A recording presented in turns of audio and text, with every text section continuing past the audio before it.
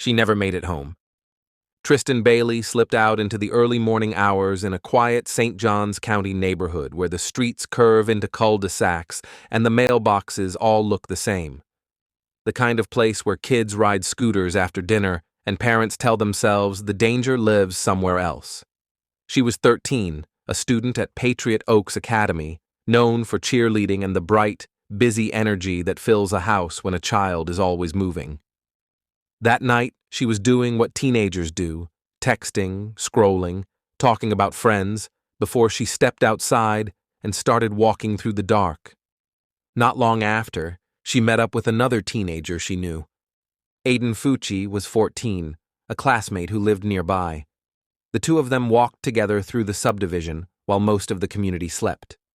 Doorbell cameras and neighborhood surveillance later captured pieces of that movement, their silhouettes passing through patches of porch light, cutting across driveways, pausing, then continuing.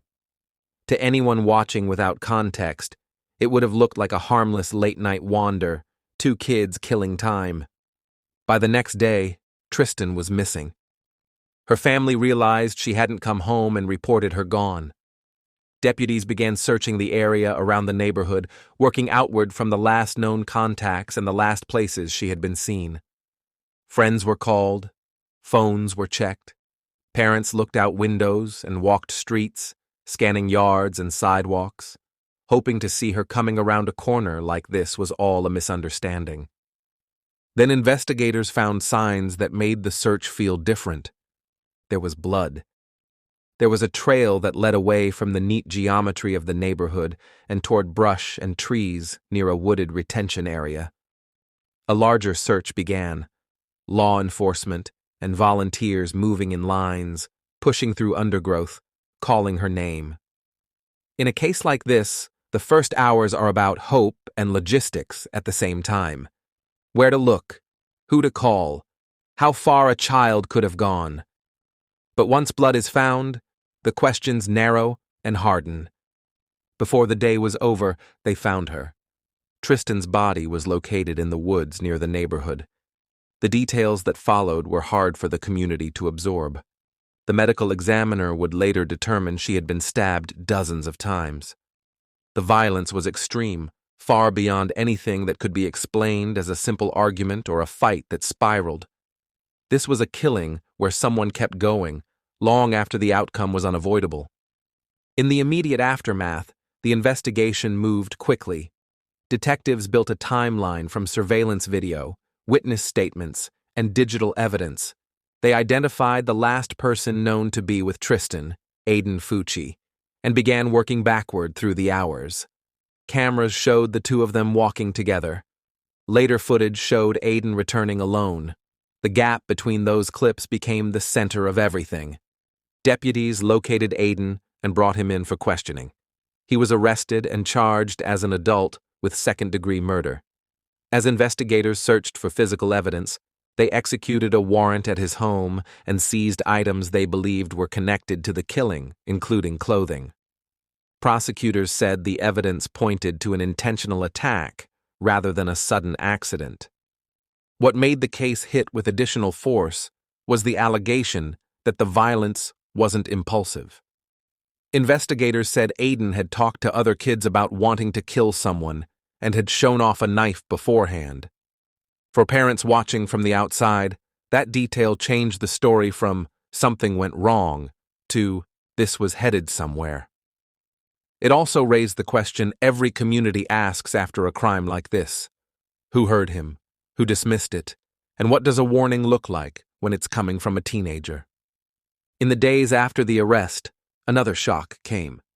Aiden's mother, Crystal Smith, was arrested and charged with tampering with evidence after prosecutors alleged she tried to clean a pair of jeans with blood on them.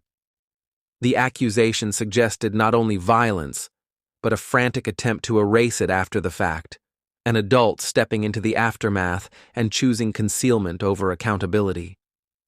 Her case proceeded separately, but the charge deepened the public sense that what happened to Tristyn was followed by decisions that made it worse. For the Bailey family, grief quickly became intertwined with a legal process that moves on its own schedule. There were hearings, filings, and deadlines. There were court dates where Tristyn's name was spoken in the same breath as forensic reports and legal arguments. Her parents and siblings had to sit in rooms where the worst moments of her life were described clinically, because that's how the system measures harm. Outside the courthouse, the community gathered for vigils. People left flowers and ribbons. Classmates tried to understand how someone they recognized from school hallways could do something so final. As months passed, the case tightened around the question of intent. Prosecutors argued the evidence showed planning and a deliberate attack. The defense emphasized youth, immaturity, and the reality that a teenager's judgment is still forming.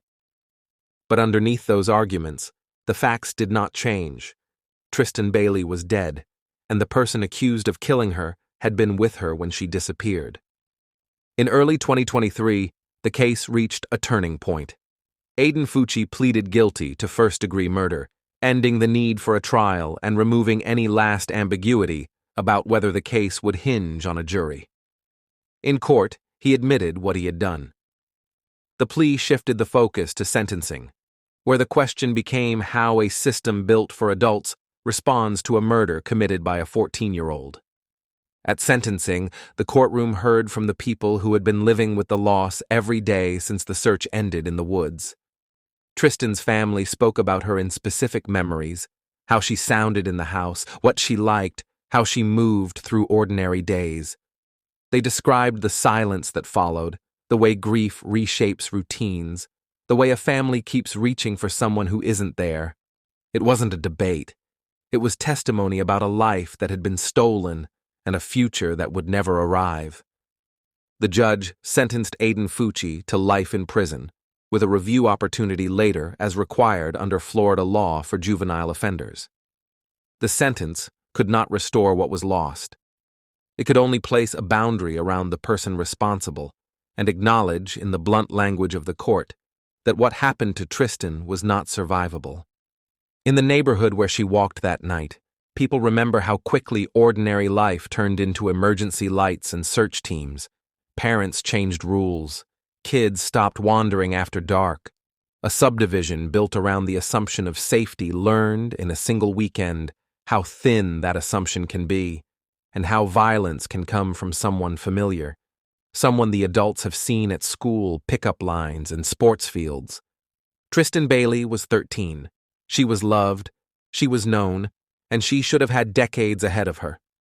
Instead, her story became a marker in her community's memory. The night a girl walked out into the dark with someone her own age and never came back, and the long aftermath of realizing that this kind of harm doesn't end when an arrest is made. It lives on in families, in school hallways, and in the quiet rules people start to follow without ever saying them out loud.